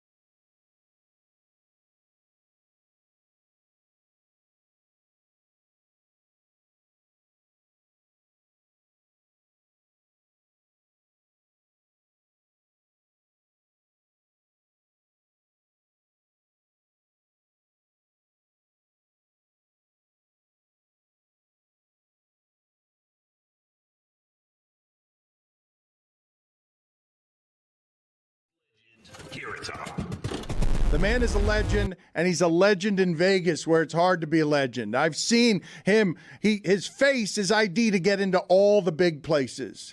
And he's also, though, he's a Florida guy as well, and I think he should be a Panther fan because he grew up in Boca. So I don't know where he is, but I believe he's bigger than Wayne Newton now. He's more Vegas than Wayne Newton, and I'm not joking when I say comedy legend for 40 bleeping years. 40 bleeping years and still doing it 4 times a night in Vegas.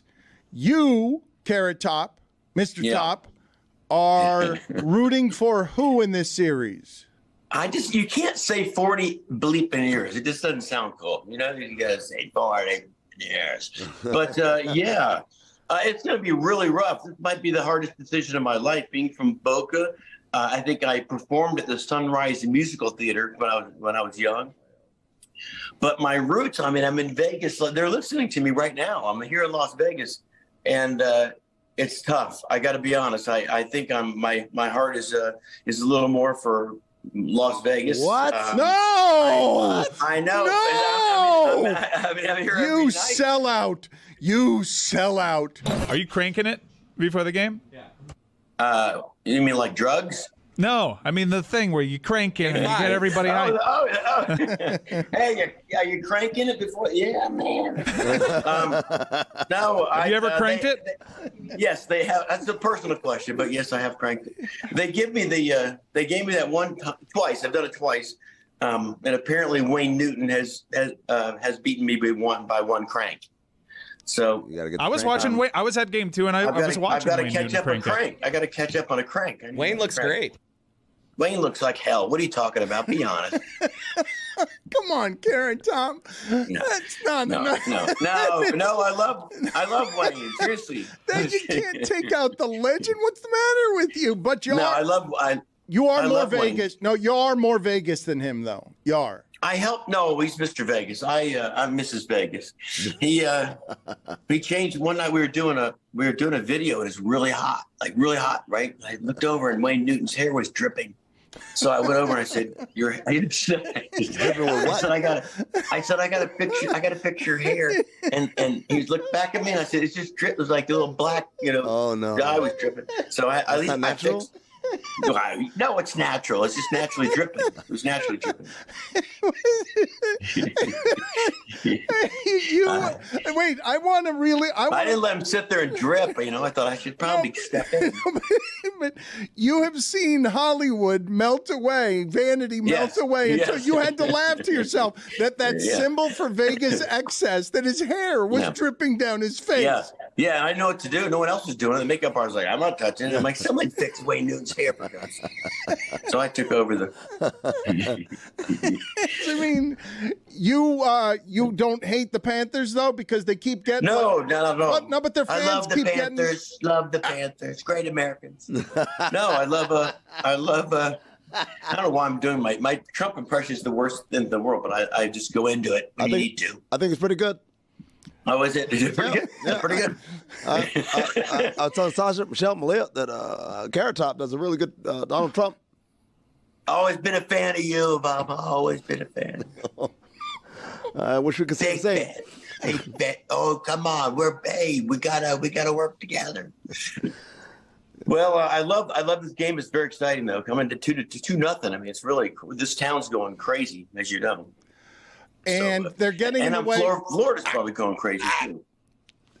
Oh yeah. Are they talking that already? Have you ever been to the arena? Because it's kind of where you went to community college. It's like in the Everglades. I was curious as to where it was because I said I lived in Florida my entire life. I don't think I've been to that area very often. When I went to Boca, I was in Boca. I guess it's not too far from there. It's right next to Sawgrass Mills. You ever been to Sawgrass Mills? Sawgrass Mills, man, it's been a while. But they apparently have a hockey team down there, so that's good. This is a good show. How do we get Gustav Forsling going?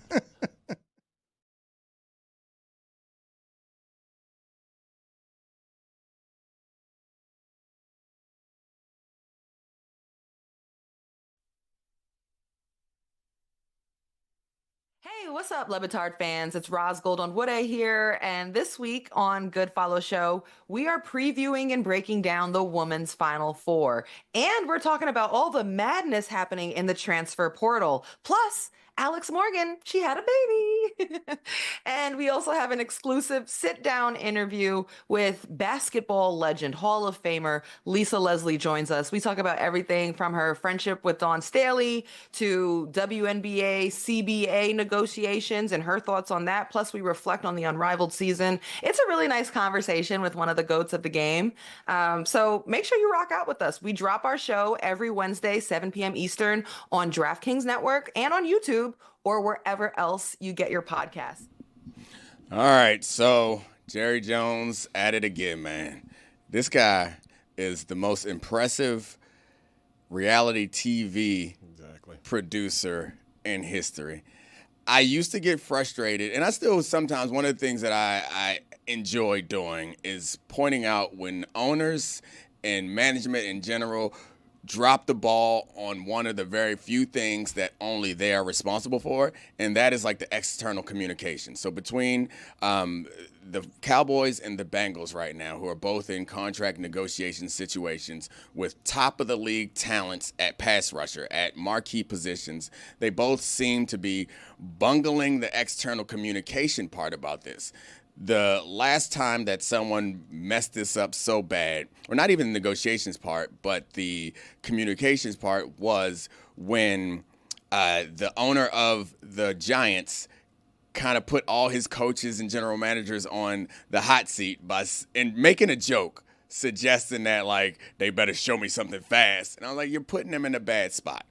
But fast forward to now, Jerry Jones is supposedly in negotiations with Micah Parsons. He had one-on-one conversations with Micah Parsons, which Jerry Jones believes is some sort of level of, like, binding negotiations, I guess. But Micah Parsons has an agent.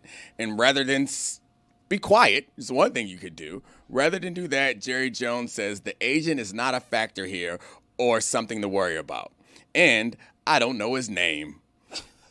Like, his name is David Mulugeta, who everyone knows his name because he might be the agent. But that aside, what are you doing other than trying to get up in the morning or trying to get people to talk about? Like, he has to be, unless he is careening towards some sort of, I don't know, mental age situation, he has to know that that's not going to sit well with Micah Parsons and it's not going to look right for him unless we're just accepting that he's like, man, how can I get them to talk about me? Well, I think it's a guy who the only wins that Jerry Jones seemingly is going to get is in these art of the deal moments now, where you look at how he's done things in these face-to-face, give me your handshake, and that should be binding conversations.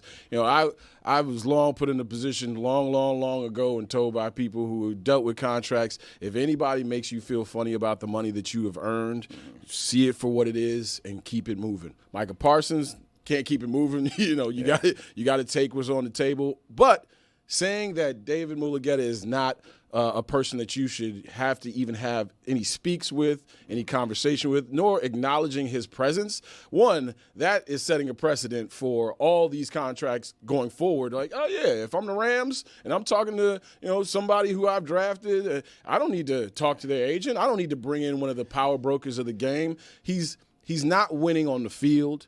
He you know, any attention is good attention. I think he still operates under that premise. But the whole art of the deal and the whole negotiation and the whole, you know, oil tycoon and businessman kind of vibe that he is trying to give off, he's still having those wins in his mind. And also, please believe when these owners get together and talk like they need to talk without the cameras around, Jerry Jones is walking around with the big stick in his head. Yeah. So he continues to you know, go about things this way. Within the owner's room, he still has this type of leverage. He went on to say that I'm not trying to demean him, but it isn't about an agent. I'm not demeaning the agent, which you only say if you know that what you just said was demeaning. It's it's the no disrespect preface. Yeah, well, disrespect, but your baby's ugly. You know what I mean? Like with all due respect. Oh, that's one of my favorite. I love it. With all due respect. If you say with all due respect, shade is coming. Oh, I can't wait. I am hanging on to the very next phrase that you let out. Yeah. But I don't know. And he hasn't won these negotiations. Like, everyone, he waits to the last moment. He loses negotiations. I guess I just don't understand the point of this. The only way that Well, I he thinks he's won some of them, though. He he? thought he won the Tony Romo one. And by the way, these are all the face-to-face. Tony Romo. We don't need how long ago is Tony Romo, DeMarcus Lawrence. the Who recent else? ones? He's Zach taking Martin. L's. Yeah, but that's the thing, though. As long as you can go back and harken back to a day that you won one of these, the next one is the one you think you're going to win. And with Micah Parsons, if you are going to give him the highest non-quarterback contract in the league anyway, you saying, I don't want to talk to your agent is just you drawing a line that's not necessary. You see it in relationships all the time where it's like, I'm going to do this, but I'm going to do it my way and on my time. And his way and his time has a little bit, there's constrictions and confinements to it that you got to get this thing going. And the more that we talk about this and the more it's public, the two sides are going to come to an agreement. It's just, how much angst do you want to put upon your organization and your fan base, and especially a player now who, you don't signing a deal that you don't feel good about, and then going to have to perform the 3 games in a row that you don't get pressures. You're going to think, damn, did I make a mistake? Was this the right thing to do? Do these people still revere and care about me? Like it's signing nasty. Micah Parsons. The thing nasty. that I don't get about these Jerry Jones negotiations is signing Micah Parsons and signing Dak Prescott, signing CeeDee Lamb. Signing these guys is easy. Especially Micah Parsons right now. It's like, you know what? Add $1 onto whoever had the less deal and let's keep it moving. Unless you're trying to revolutionize this thing or you're trying to take advantage of him, I don't know what we're talking about. Like, he's that type of player that when he's up, you pay him whatever the guy is ahead of him. And I think they all accepted that he's going to be the highest paid, like, non-quarterback, at least on defense, out there, or maybe tie him with Myles Garrett. Either way, this is not a heavy conversation. I understand why the sentiment is maybe we don't need an agent, but why ever say that? That's what I don't understand. Is like, this is not making the negotiations any better. When it's Jerry Jones, sometimes I'm willing to think that the purpose for doing this is just to create a story because he knows how to create a story, but I'm not quite sure why Katie Blackburn, who runs the Bengals, would say what she said, because everything that she said seems like it makes Trey Hendrickson not want to sign with that team, and he has one more year on his deal, and Micah Parsons not up tomorrow either, so both of these guys will likely play for their team going forward, but it's as if they believe that we're in a fantasy football world where it doesn't matter how you interact with your star players, where it doesn't matter what you say about them or whether you embarrass them. Just so you know, this is what she said. She said, I think he should be happy at a certain rates that maybe he doesn't think he'd be happy at. I think some of it is on him to be happy at some point. And if he's not, that's what holds it up sometimes. What are you talking about? A lot of like, why? But why say it? I don't understand why. Their situation is different, though. Cincinnati's situation is different. I think Jerry resetting the market for 3 different positions in the span of 3 or 4 years. I think he has to go back to the owners and go, hey, man, I fought. You saw how much I fought. And I know we got to sign these jerks, but I fought. With the Bengals, I had a chance to cover the Bengals-Rams Super Bowl. The stories that I heard about how that team still travels, how that team still eats, how that team still goes about their business, this is ingrained. Hey, listen, we don't do this. Your name is Trey Hendrickson, and we might lose with you. Yeah. We take what you can get. And this is what you can get. I think it's a different lens that the Bengals and Katie, like you mentioned just now, whose name Blackburn. Just like Jackie, I can't remember Katie Blackburn exactly. Yeah. I think they're looking at this through different lenses. I would think that Trey Hendrickson actually has more leverage than we would think he does because of the way that this team is constructed. This team is constructed in a way where they believe that they can make a run, but they don't got nobody on defense except for him. So, if he actually decided, we look at that Emmitt Smith situation. If he actually decides not to show up, couple games, but they gonna lose. But there's the thing.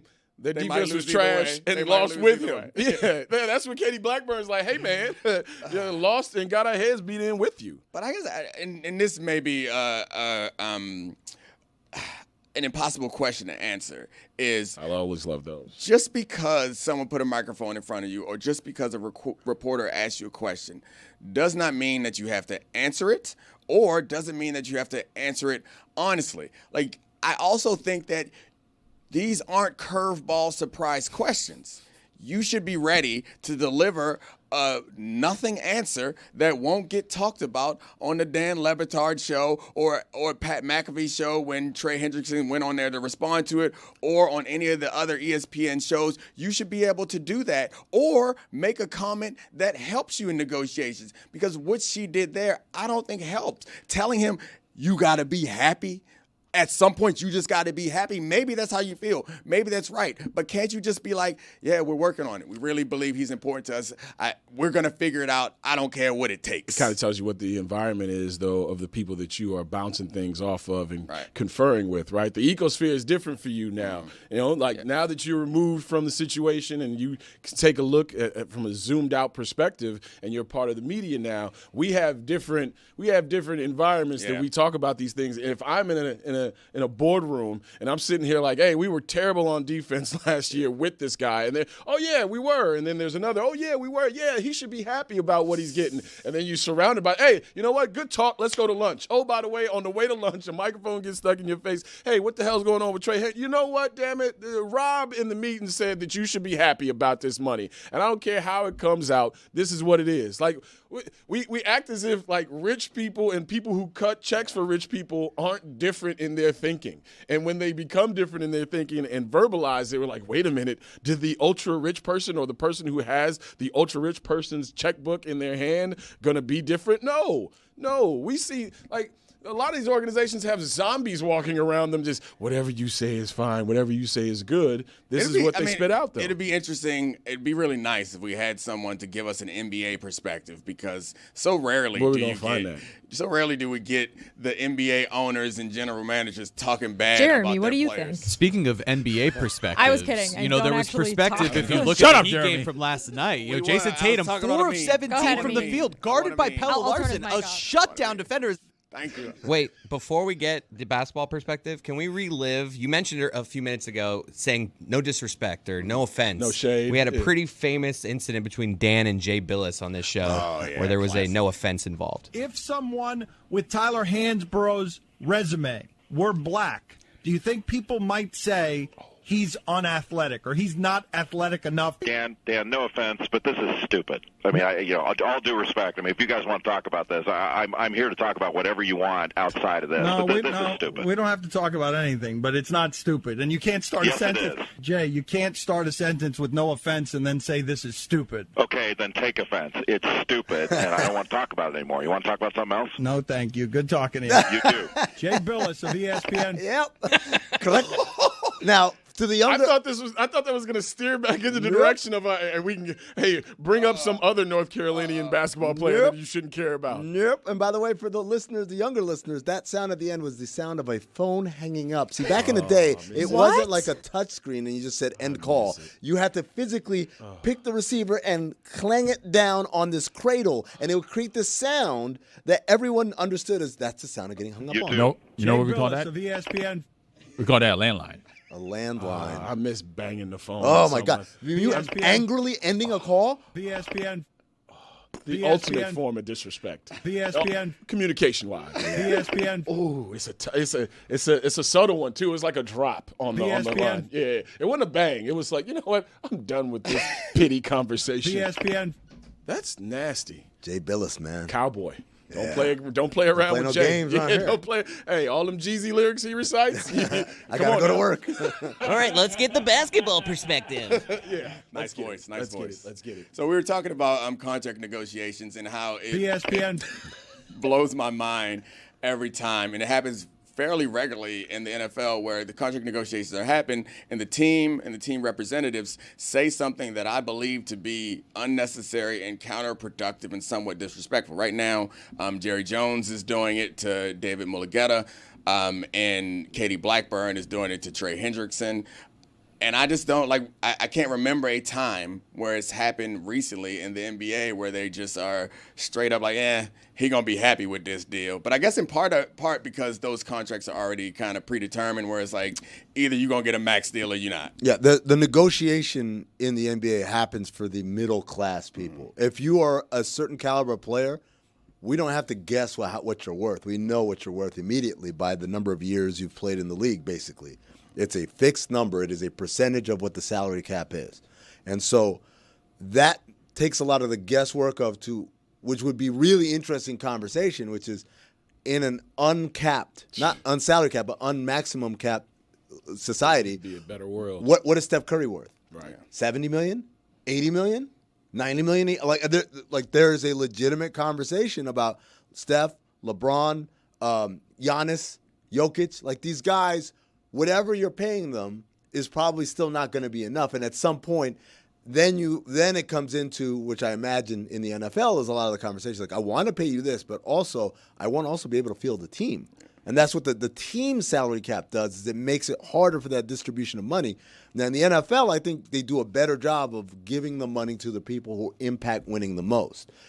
For us, we are limited, and we take that extra money and we make multi-millionaires out of guys who are fairly replaceable on that level. I've always wondered this is, I think you could make up a couple different scenarios, but maybe you have a better projection than me. What would it look like if you removed the max salary? What would happen? Because I think my desire is to remove the max salary because it generally feels like an unnecessary restriction. But I also am willing to accept that there's a possibility that you could end up in a world where there are a lot of teams or a number of the very best players don't find themselves in the most consequential games at the end of the year because they're on teams that have given so much of their salary to them. And then there are these other teams that are made up of a lot of really good players that end up finding their way to the championship, which would be a result that we wouldn't want. But ultimately, if it happens, what's going to happen to that team is someone's going to be like, I deserve more money, man. And once that happens, it throws everything off. It's funny, as a player advocate, you should want the max salary because it helps more players than not having a max salary, which helps a handful of players. But what would happen is, take the Lakers, for example. LeBron is, I think, like it's whatever LeBron agrees to. Yeah. But if he was like, I don't want to leave $1 on the table, he could easily say $90 to $100 million a year. Mm-hmm. And Luka could probably say 70 to 80. So now with two players, you're over both aprons. Basically, everybody else. Austin Reeves, he's making minimum, right? Rui Hachimura, he's making minimum. All these other Dorian Finney-Smith. Wouldn't you have to get rid of the salary cap period? No, because the whole point would be like, y'all want to be paid what you're worth for real? Okay. It's going to be one of y'all per team, though. Like that whole, I'm going to team up with him and him. It gets deaded, or either it gets deaded or someone says, I'm willing to leave money on the table. And that's a big, like everyone loves to be teammates and homies until like I gotta leave money on the table, and it's not necessarily that can't eat these championships. Yeah, and it's not even about like I'm making 60 versus 80 million. About like what can I do with 80 that I couldn't do with 60, right? It's not about that. It's about I'm making 60 or 30 or whatever, and that guy makes it. And then the moment he messes up, I'm like, and y'all gave the money to him. See, and that's where I would enjoy it more, to be honest with you, because I like as much scrutiny as we give players on across every platform in every sport. Like, to me, the architects of these teams don't get called into question as much as they should. Let's find out who the real talent evaluators are. Let's find out who the guys who are paying $12 million to a guy who's probably worth $35, $40 million because they found a diamond in the rough or they found a good fit. Like, I'd be fine with that across the board. Like, that's the more American way to do things. Well, that's the other part of this, right? The other salary cap altogether is I don't mind it. I think it's good if you are. Would you say it's ruined baseball? Not having a salary cap? I think, there are teams that know instantly on April 1st, hey, we're not, it ain't us. Every year. Baseball ruined baseball, but I think that David Samson. Pitch clock coming up soon. Although I am very excited about Shohei Ohtani and the 8-0 Dodgers right now. But not pitch clock. And I'm even more excited about pitch clock with my man Jackie with the mid. Jackie with the mid. I'm sorry, Jackie. No, it's great. You know what's funny about baseball is that Shohei is finally someone that, like, I think is a star that transcends. I've told this story before. I went to a White Sox game, right? And they were playing. Yeah, it rained that day. It was a bad day in Chicago, as all my days in Chicago are. But they played the Blue Jays, and this is when the Blue Jays had, like, I don't know if it's still the case, but they had all these guys who were like the sons of like famous baseball players. Vlad Guerrero Jr. So work hard. Yeah. So they were like Dante Bichette. Vlad Guerrero Jr. Man, oh my God, I'm like, let's go. I remember Vlad Guerrero. Like, so I remember. I was like, cool. I'm excited, and I went to the game, and like he got walked twice, and like he fouled out or whatever. Had a good eye. And then, like defensively, he didn't do shit because the ball never came to his way. And I said, how do you have a sport where you have a player? Like if I go to an NBA game and I say, I'm going to a LeBron game, I'm going to see some LeBron ass shit. Like, oh my God, if I go to a Chiefs game, I'm going to see Mahomes do some crazy shit. Baseball's the only sport, even soccer. I'm going to go to Inter Miami, I'm going to see Messi do some shit if he's playing. But when it comes to baseball, it's the only sport where like I can legitimately go and watch a 3-game series and the best player perhaps of all time in Mike Trout doesn't do shit. Not because it's his fault. I just had this experience. The Angels were in town. I took my son to his second baseball game for all time. Yep. Right. I sat pretty much in the batter's box for $115. Ron Washington is like 6 feet away from me. Yeah, Mike, always gonna be my man, Ron Washington. Denied. It's the first time I tried it. Hey, come on, man. Who among us? Right. Who among us hasn't been curious? Exactly. How does this smell? So I'm sitting there and. Mike Trout comes up, and I tell him, like, yo, this is, like, the Mickey Mantle of our generation. Yeah. My son's like, okay.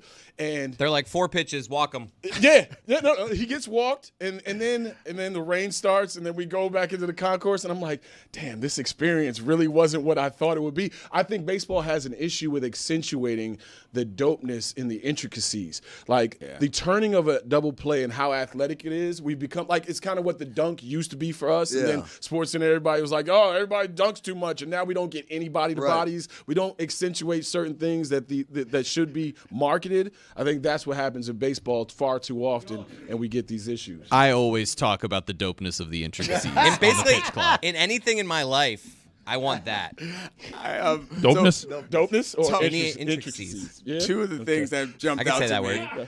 Two of the things that jumped out to me as you were talking, Jason, ESPN. was one, you tried to sell Mike Trout to your 8-year-old son by saying he's like Mickey Mantle. Yeah. Your son, I was your trying to 8-year-old give son him- is a big Mickey Mantle guy. I was trying to give him a frame of reference. You drop these names on them so that when they're 15, No, 20 you got to years compare old, him to a basketball player. Yeah, you got to He's 8. compare him. Well, he's like Lamar Jackson. My little the guys, Bob Cousy of So my little baseball. guy's a gymnast. So I don't. Hey, Frederick Richard from the University of Michigan. That's what Oh, he's I like. love that guy. Yeah, you don't even love that guy. You don't know who the He hell was he on is. Team Jess. USA. Oh, there you go. There you go. Thanks, Jess. Jess got your back, man. You got That's the your guy with the back all glasses that time. was on Dancing with the Stars? No, it Thanks a wasn't. lot, That guys. was the pommel horse guy. Oh, you actually know? I thought you were being funny when you No, said he's no, on no. TV USA. I'm like, that's a great guess.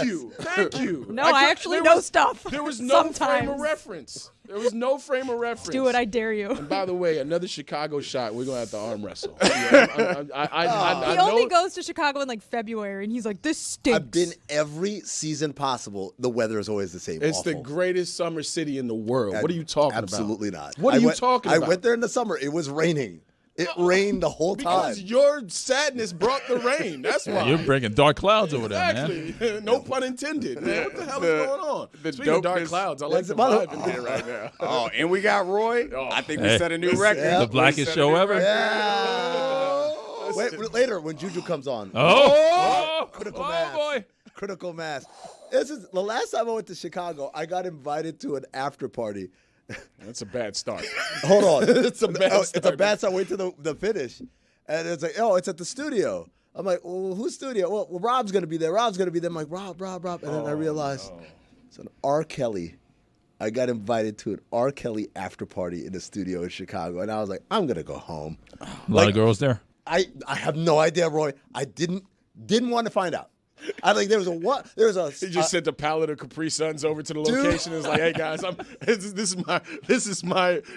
There was a molecule of curiosity. I'm like, this is going to be the greatest story you'll ever be able to tell. And then I was like, absolutely not. ESPN. When that raid happens, and then it's like, And then like, you're a witness in court. witness in court. Like I'm going to be like that. So- That picture, like.